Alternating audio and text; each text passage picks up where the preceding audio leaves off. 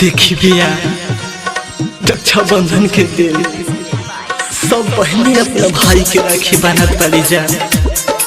और वही एगो छोट लड़की बिया जेकर के एको भाई नहीं के और वो लड़किया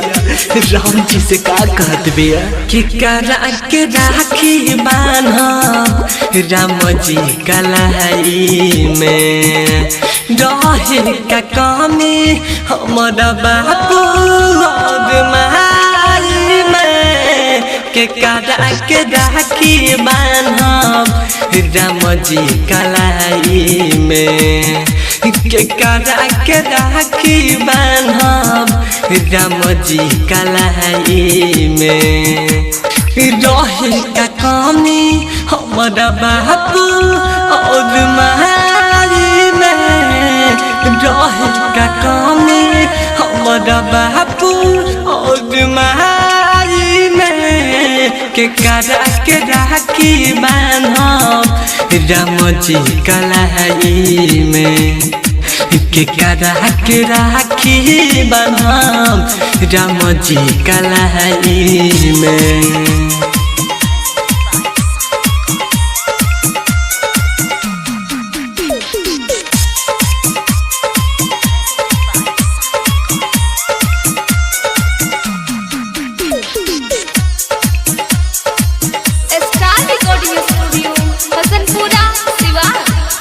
काहे के भेजला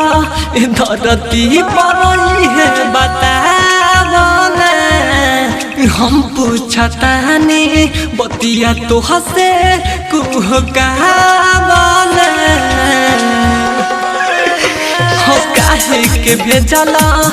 धरती पर है बतावना हम पूछतानी बतिया तो हसे कुहकावना मिले न मौत हमारा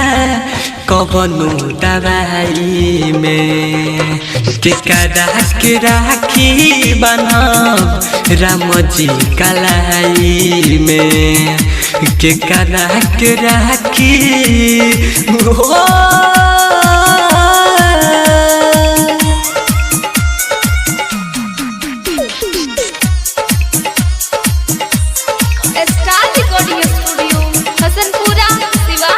हर साल बांधे राखी के पी के बहिन देख के तू गम हमसे खुशी लिहल छी